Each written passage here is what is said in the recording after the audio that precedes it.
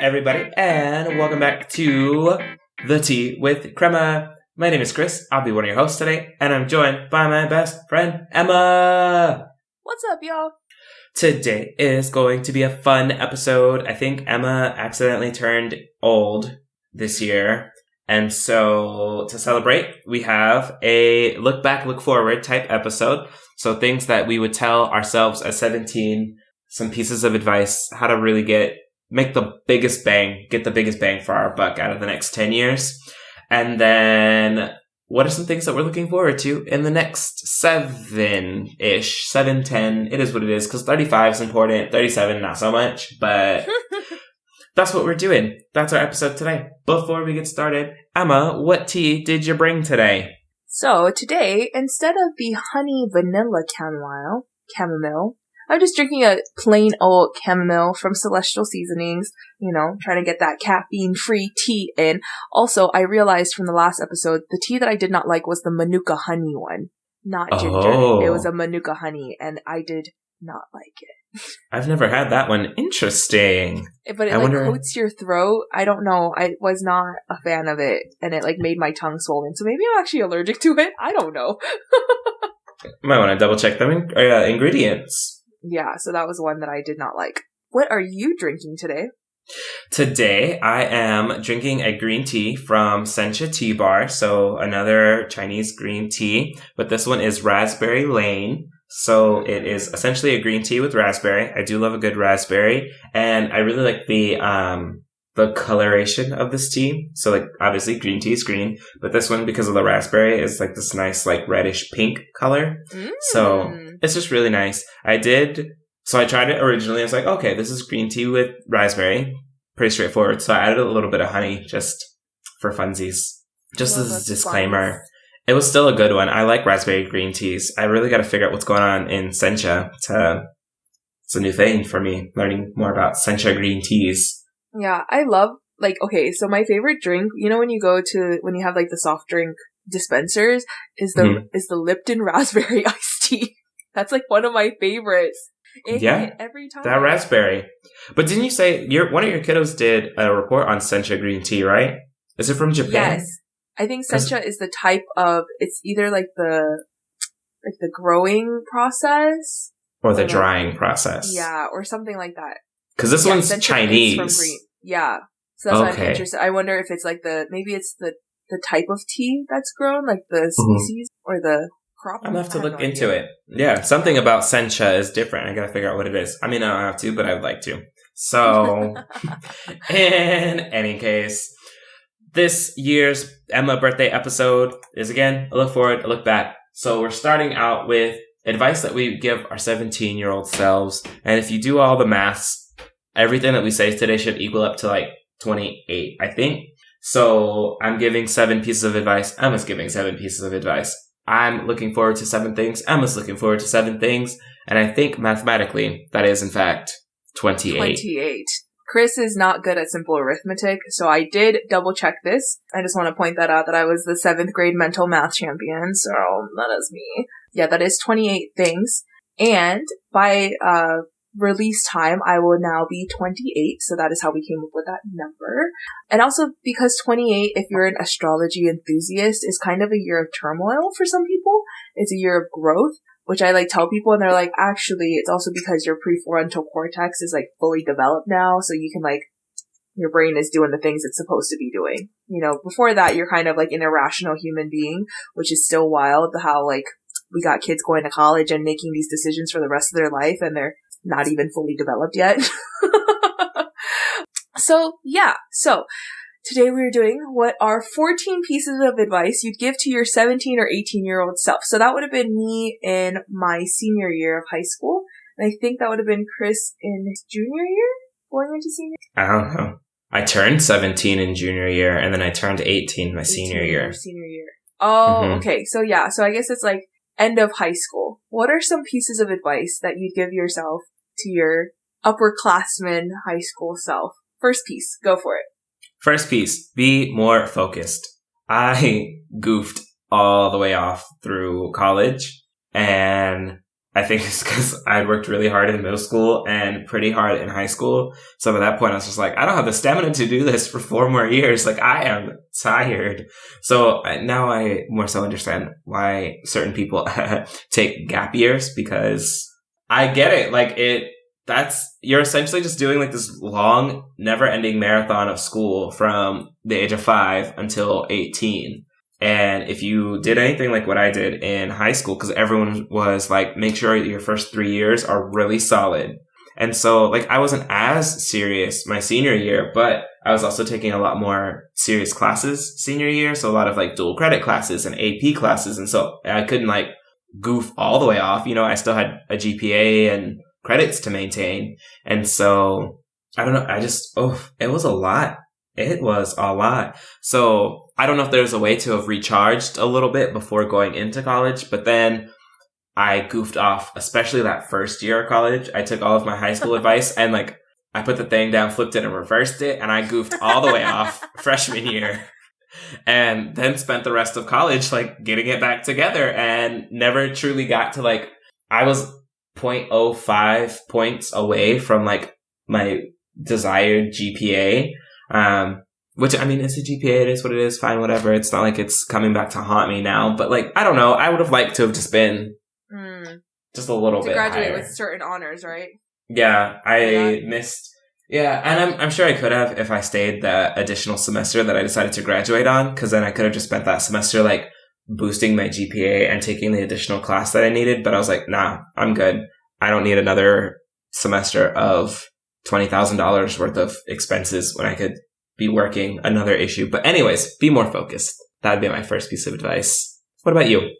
I think that's so funny about like your whole story, because I think that that's a very common phenomena amongst gifted students, which I know that you were in middle school and high school and like tracked in that way, and like similar to myself also tracked in that way. But you just saw this like burnout of kids who got to college and just like could not keep up the stamina. Like kids who had figured it out in high school, had unlocked it somehow and still kept grinding. But I was definitely one of those kids that like I got to college and I was like, I have absolutely no time management. Like I don't know how to manage my time that doesn't involve me sleeping more than 2 hours a night or like sleeping more than 4 hours a night. And it was just like, I felt that. Okay. My first piece of advice is not as serious as that. Put down the hash browns. When I was in my first year of college, I gained 30 pounds. And that was like, 30 pounds. I had gone into college, cute little petite little thing, and I like gained 30 pounds in my first year because like ain't no freshman 15, when I commit hard. And I had gone to breakfast every morning. I was making use of that meal plan. I would get a plate of hash browns, like McDonald's sized hash browns, and a plate of sausages with ketchup. And I mopped the whole thing. And everyone, like, and all the boys, because I would always eat with, like, my guy friends, like, I felt like it was normal because they were also eating as much as I was. But again, I'm 5'4", should not have been eating what these, like, dudes were eating. So yeah, that's my first piece of advice. Maybe get a vegetable in there. A vegetable will not hurt your life because, now at 28, I'm still, like, losing that weight that I gained from college. Oh my god. You gained my freshman 15. I gave everybody's freshman 15. I look like I ate everybody's freshman 15, okay? Oh my gosh. Was UCR not like a walking campus? The only walking that we did was going up the hill to our residence hall, but more or less, it's a very small campus. Like, you could probably get campus to like, from place to place within 15 minutes, I think, from like end to end. And then... that makes sense. But, yeah, and I also didn't have a car, so I didn't, like, I stayed within campus, like, did not ever really, and it was in the desert, so we also really just, like, didn't leave unless we had to. When I tell you I could not have gained my freshman 15, I was poor, and UT is large. Like, was walking everywhere. Your boy was not eating extra food, because from where? Like, who was paying for this extra food? Nope. So, it's fine. Our second piece of advice, though. That was wild. Follow that up. Probably a little bit, it's still more serious. I see where this is going. It's fine. My second piece of advice would be to do career testing earlier on in college. I didn't take my first career test until like 2 years ago, by which point I already had a bachelor's and a master's degree. In a very specific field. Super specific. Now, granted, the 2 degrees are mismatched. They don't match at all. And then the career test that I took was not aligned to anything that I'd gotten a degree in. So, yeah, I should do that a little bit earlier. I goofed, but again, that's one of those, like, I guess maybe that was that first gen lack of knowledge coming into it. I didn't know that those were tests that you could take and take seriously, because I was also coming around at the time of like BuzzFeed quizzes. So like, telling the difference between like a BuzzFeed career test and like an actual one, and knowing that they were real and that all I had to do was go to like a counselor on campus and take this real test, and then could have changed my major to something more responsible, or just not even more responsible. That just would have made more sense. But, take that career test at least once, just one time. One time. You didn't take one in high school? No, they just sent us off on our merry way. Oh, see, I took one in high school, and it was just like one of those things where they never really told us like, oh, this is a career test. It was kind of like, take this test, and it was a questionnaire and whatnot, and then they gave you back your results. It was funny because teacher was on my list. And I studied engineering instead. And then became a teacher. Do you know how many things that would have just been dealt with had I just listened to my career test? Which brings me to piece number 2. It is okay to make a career change. It is okay to go into a career that has nothing to do with your major, no matter how much like strife that everyone is going to give you. I think that I had set myself up where I had always had these like big ambitious dreams to do this thing, and when it didn't come true and I had to take that year of unemployment, I was deeply depressed because I had never experienced failure like that before. And so at the end of the day, like, as much as I complain about being a teacher, it really was the saving grace. Like, I absolutely loved it because it got me out of being unemployed. And I think that that's like the biggest takeaway from that. And I, ended up loving it enough that I've been teaching now. This is my 5th year. So something went right. Can't stop, won't stop. Can't stop, won't stop. Get guac. Oh my gosh. Look at that. See? It's a more serious piece of advice. Look at that. We could do it. Yeah. Okay. My 3rd one would be more socially flexible. I did not do a lot of the social stuff in college. I'd still not developed enough to get out of my own head a lot. And so I was just like, no, I'll just stay in. It's fine. Like, I'm okay in my own space, doing my own things. And so, there's pros and cons to that. Mostly in that a lot of people have you have friends from different parts of your life, but I can't really say that there's anyone from college that I still intensively talk to all that much. Because I don't know, I just didn't put myself out there in that way to make those long-lasting relationships. And even the relationships that I did have were filled with strife because sometimes I just was not as flexible as I could have been. So it's a mutual thing, but still, it's fine. Growth. This is good reflection. That's not even one of my pieces of advice, but one of my pieces of advice would be, girl, stop partying. Get it together. What are you doing? Stay home. That's not one of my pieces of advice, but that's what I would tell my past self based on your advice is, your flexibility and ability to be going out and wilding in these streets needs to stop. Okay, so my 3rd piece of advice would be to journal more often. I wish that I had used that more as an outlet because I think that definitely would have helped. Like now as an adult, I've found the value in journaling and really putting my thoughts out there. I do have several journals from college that only have a couple pages done, and they were only ever done when I was feeling very anxious. And so I think had I had a better and a healthier coping mechanism, that would have definitely helped me as I was trying to navigate going through college, being a better partner, being a better friend, and things like that. So reflect more. What's your 4th piece of advice? So my 4th one is probably the most somber of all 7. So real moment, it's fine. But my grandma passed in 2015, which would have been 2012. So about, yeah. And so I'm just trying to do the math from when we were doing 2022, 2012. So it would have been 3 more years. And I was in college. I was really just in college at the time. And so I think just being more intentional with the time that I did spend with her would be that last bit of advice of just doing what I can, being more intentional. Because I feel like, when you are an adult with someone in your family, it's a little bit different. And I never really got to like have that experience with her.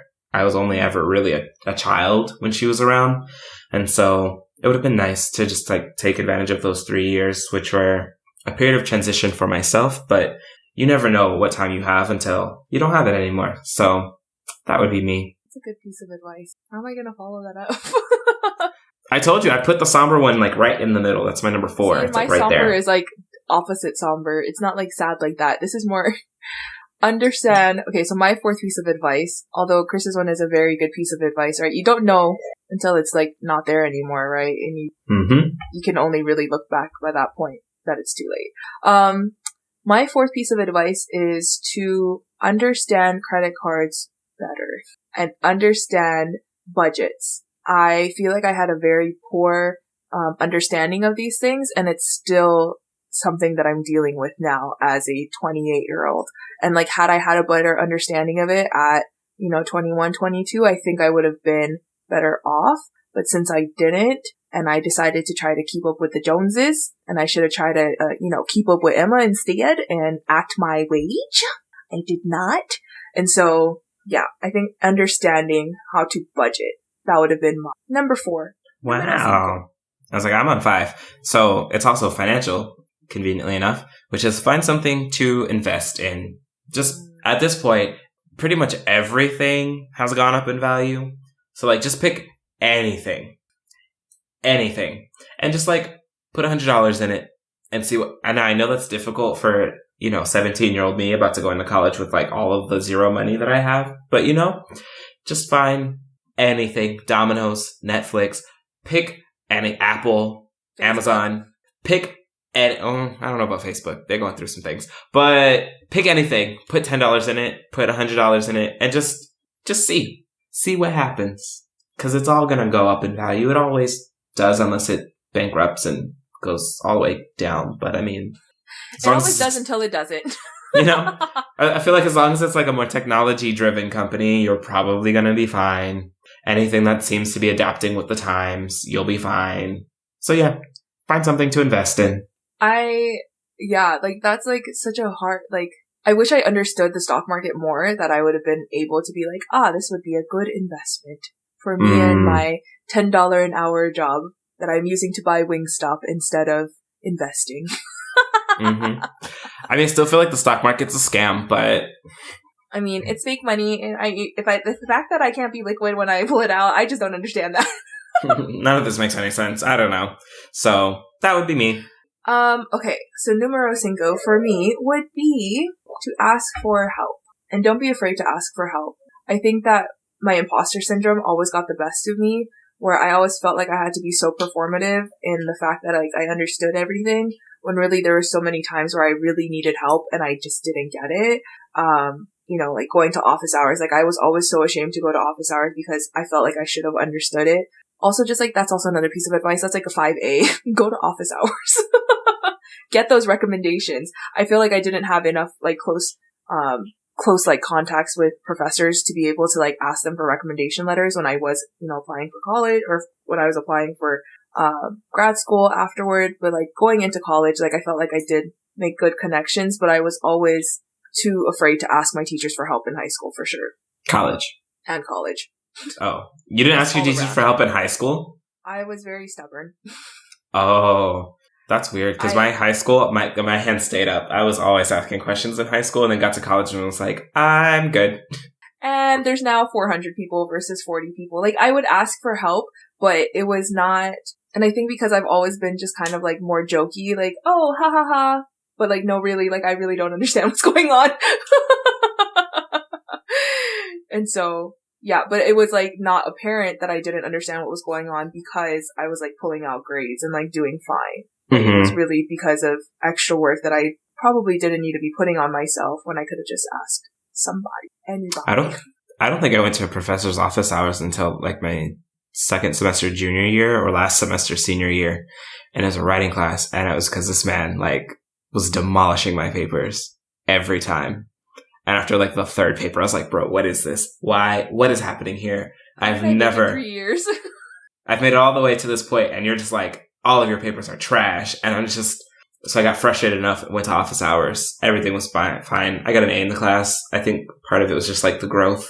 I think he was just trying to push people to grow, and whatever that meant. It didn't necessarily, there wasn't like a standardized rubric. It was just like, did you as an individual get better? I don't know what this maths method was, but in any case, number 6, read more. Mostly because like, there was a point where I just felt like everything was assigned reading. So like definitely not like during college because everything was assigned reading, and I hate assigned reading so much. But then because I hated assigned reading after I graduated, I was like, I'm never reading a book ever. And so finding a balance of, okay, now you don't have to read this book. Just try it. Mm-hmm. It's okay. You can read for funsies again. So yes, I would read more after college though. Yeah, I feel that. My number 6 is to not get stagnant, not get comfortable. Because I feel like I tend to be someone who can be like a homebody very easily, and I can be very comfortable with just like being in my comfort zone. And so I had always dreamed about teaching abroad, going abroad, doing all these things, and it wasn't until like I had to like make that push when the universe was like, okay, we're shutting down your school. You have to go find another place of employment. That I was then able to do it. But I think had I like taken the jump earlier, maybe it would have been different. Or I don't know. So I think it would just like continuously grow. That would be my keep pushing for growth. Very nice. Also, your school's not closed. It's still open. Yeah, plot twist, universe. Thanks a lot.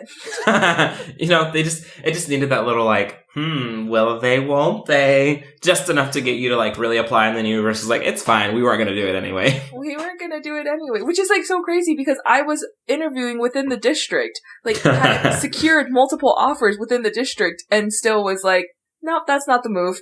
I'm just going to leave completely. Will they, won't they? Exactly. Okay. My final piece of advice would be to get your passport and try harder to study abroad. So I didn't go into college thinking I was going to study abroad. Like, in fact, I was like, it sounds like really expensive and something that like really privileged people like to push on. Like, study abroad, make it happen, no matter what. And it's just, for me, I was just repulsed by the idea of like trying to put myself further into debt over something that I didn't want to try. And then it was kind of like meh. And all of like, a lot of the opportunities were during the summer, and summer funding is notoriously difficult to procure. But, you know, who knows? I could have tried. We could have tried it out, seen what happened. Not like not beat myself up about it. Like, I'm not sad or anything. The only thing that I'm really the only time that I was like, dang, was when they opened Cuba to UT students. I don't want to say specifically. I don't know if it was just to UT like or... It was like a student, like a exchange, right? That was the kind of information exchange was the type of visa. Something like that, yeah. Right? And that is the only time, and it just like, that's the only time that I was like, dang, that would have been a really nice opportunity. Because how many people would have been able to say they've been to Cuba? You know what I mean? That's the only one. But I had already signed up for summer classes elsewhere to help facilitate graduating early. But man, that's the only one that I was like, actually, that probably would have been great. Otherwise, studying abroad it was a lot. It was really expensive to do and to figure out how to do. And then like subleasing my current apartment that I was staying at, and then getting funding to go, and the planes and the tickets and the everything. So I don't beat myself up about it, but maybe just look into it a little bit more. You never know. The opportunity could have been there. Yeah. And then didn't you have that one classmate too that went to Brazil and then found a Brazilian? She found the love of her life, and then she did not come home. No, she did not. I mean, I think she's back stateside now. Before I graduated, I think she returned. But yeah, she went with her Brazilian boo, or no? That I don't know. I didn't follow the story well enough. But I do know that my freshman year, now they were older students, but they went abroad that summer, and it was a summer class, and your girl did not come back. Like she was out there. Like I took a class with her. And it was only because like the Portuguese circle at UT it's much smaller. Like there were only like two on the lower division classes of like the beginner Portuguese classes. Oh, so like y'all like knew each other. We knew each saw other. each other. And so like we knew who was going abroad, and like if you're going with upper division or lower division, like are you in the advanced Portuguese or beginner Portuguese? And so like we knew, and yeah, we came back that following because it was a 3-semester sequence to finish. I came back for the fall sequence with people that had went, and they were like, yeah, this one, you remember so-and-so? She went, she found someone, and she is still there. She did not come back. But I think, again, she came back by the end, finished her degree, but I don't know, by that point I had graduated, so I don't know what came of it. Oh man, the love story to end them all. My last piece of advice is go to therapy. I'm still 28 and I haven't been to therapy, but I think had I started unpacking a lot of these things earlier, I would be a more well-adjusted human, but that's okay. That's it for another episode. You know, still out here. We still looking for therapists to therapize me. Something like that. One of them words.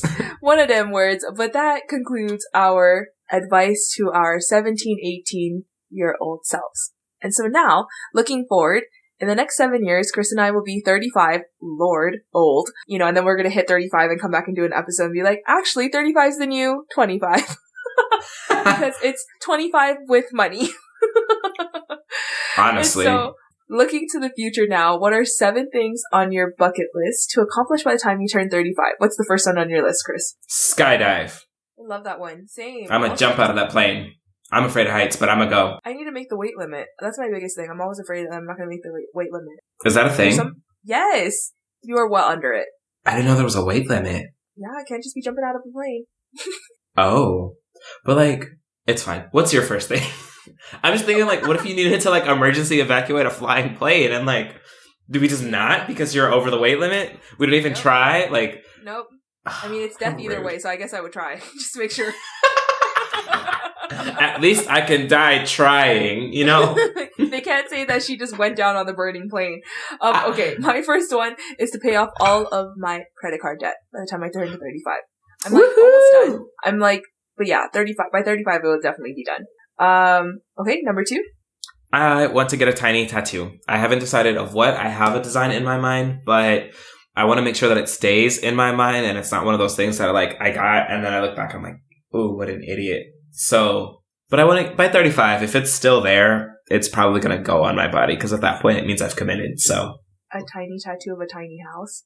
Ew, not a house. How gross. If you have any ideas for a tiny tattoo for Chris and locations, please drop a comment on the IG and let us know. Okay, my second one is to visit all 47 prefectures of Japan. It's basically like saying like I want to visit all 50 states, but all 47 prefectures. I think I've currently visited 5. I don't think it's like saying all 50 states. I feel like it's more like I want to visit all the counties in Texas. Oh, maybe. Yeah. I think that just would be closer. Geographically, I'm just saying Japan's not that big. No, but they are all like kind of far from each other. Like the north one is. There's also 47. And I know Japan also is like an archipelago. So like there are some like standalone islands. So I'm sure those will be a bit more challenging. That's okay. But you got this. That'll be fun. I got time. I know you're going to have to really, this next year, you're going to have to really like pack them in. I know. With Isaac coming in, I'm really going to have to like get Come on, let's go. We gotta go. Every other weekend's going to be a prefecture. So stay tuned for that. Because moving out is going to be harder to go back and then visit them. So yeah. I would aim to get the harder ones right now. Yes. While I'm by myself. Yeah, I agree. Even with Isaac, just like while you're in Japan. Oh, I see what you're saying. So I don't have to come back. Yeah. And then go to a difficult one. Yeah. That's agreed. Like a 2-leg trip.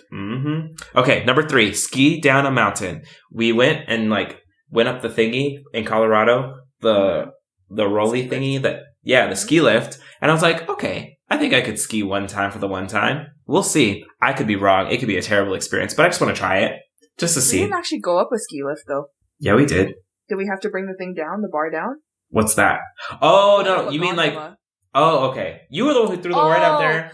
I'm sorry. I just know we went up the thingy. No, you're right. We did go on a ski lift. It wasn't my traditional ski lift that I was thinking of because all the ski lifts I've ever been on are open. But you're right because we did get to the top of the mountain where people were ending up skiing. Mm-hmm. Yes, you're right. We did go on a ski lift. I'm sorry. Yes. Oh, I didn't know it was called. We went up the mountain and we got to see all around, and everyone else was skiing. We were walking around, but I was like, okay, I could take a little class. I know it'll be an expensive trip, but I just want to try it.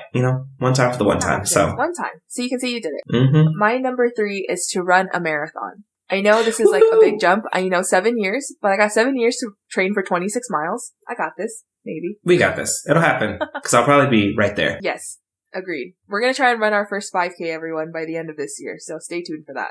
Whoop, whoop. Okay. Number 4. Whitewater rafting. I've said it a lot, but I really want to. It looks like it'd be a lot of fun. I think you'd be good at it too. I don't really know. I don't know what makes someone good at it. You just row when they tell you to row. Row. Heave. Ho. Okay. First of all, who you calling a hoe? Get into a fight with the man, like... I said to heave, you hoe. Oh my gosh. Okay, that's number 4. My number 4 is to hike a major mountain. Like, like one of the mounts that they always talk about? Like, they're like, oh, Kilimanjaro. That's what I was thinking. Wow, look at us. Like, but not Everest, though. I'd probably do Fuji because I'm here. That'd be really convenient. You can go up Fuji? Yeah, but it's like a very specific, like time period that you can go up Fuji. Because it's volcanic still, technically, right? It's very dangerous in the winter. Oh. It's like kind of because it's like snowing and it's a whole thing. I feel like I'd rather go up Kilimanjaro. It seems like it's warmer all the time, so it's probably easier. But I also feel like more people die on Kilimanjaro. You got like old people going up Fuji all the time. Like old people and like little kids. So if they can climb it, I think I can climb it too.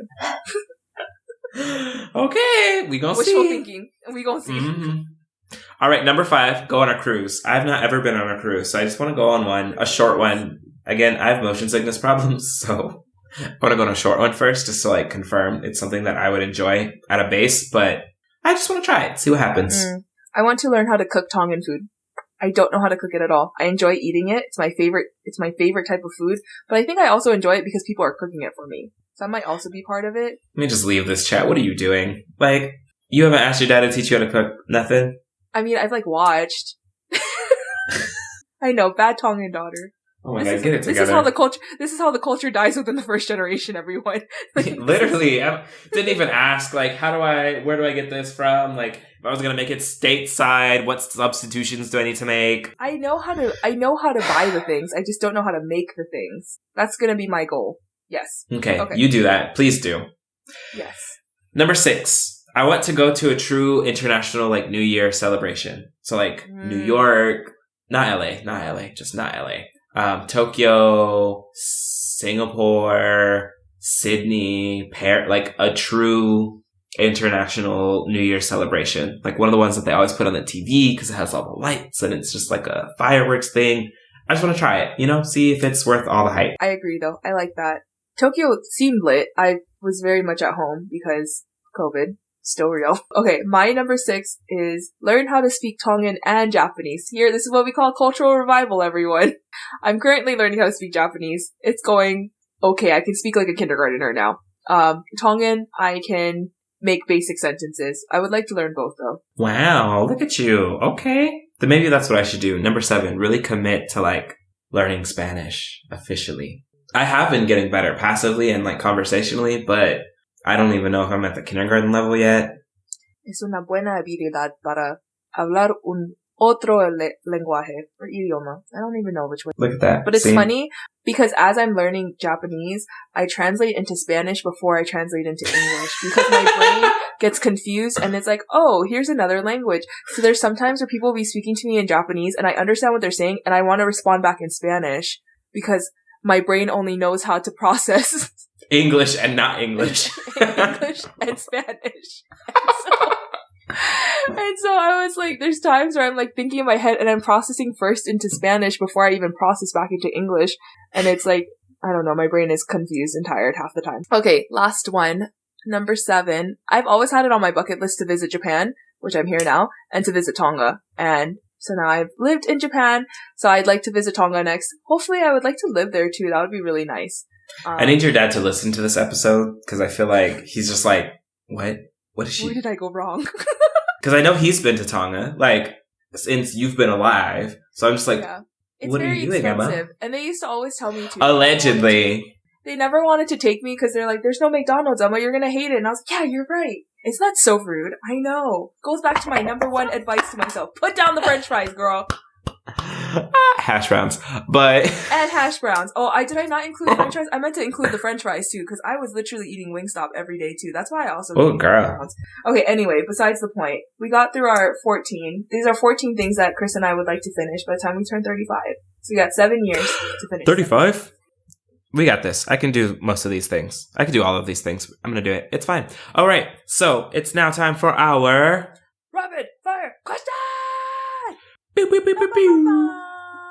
Okay, you ready? Go first. Mine's pretty simple. It's pretty straightforward. Have you ever ridden a mechanical bull? And if so, how many times and when? Yes. What? Where was I? Oh, I was in college when I did. Oh. Look at you. And I didn't do well. It was very hard. It was a lot harder than it looks. Yeah. Have you? Like yeah, twice. Once in downtown Fort Worth. I didn't know that you had ridden one. No, once in downtown Fort Worth, I did terrible. I don't think that man gave any cares that it was my first time. He was just like, wah, wah, wah, and I was done. It took I have the recording. I think it took 5 seconds. It probably was less time than that. Wait, is that the one when you had gone with your coworkers? No. So that one was when I went in Arlington. And that man did me a favor because I was up there for a minute and he was like, yo, if you give me $5 extra, I got you. And so I was like, okay, here you go. And I gave him $5 extra and I was up there for a while. This guy getting bribed for the extra ride. Okay, but everyone thought I looked really great. They're like, man, you were up there for such a long time. Wow, it worked. Honestly, this man knew what he was doing, clearly. And it only cost $5 extra. So I was like, here you go. Boom. Impressive. Let's put that on your dating profiles. Let's put that video on there. I think that's gonna be the one that brings in all the peoples. Okay. Mine is, which TV show would you like to be the main character of? Have I asked that before?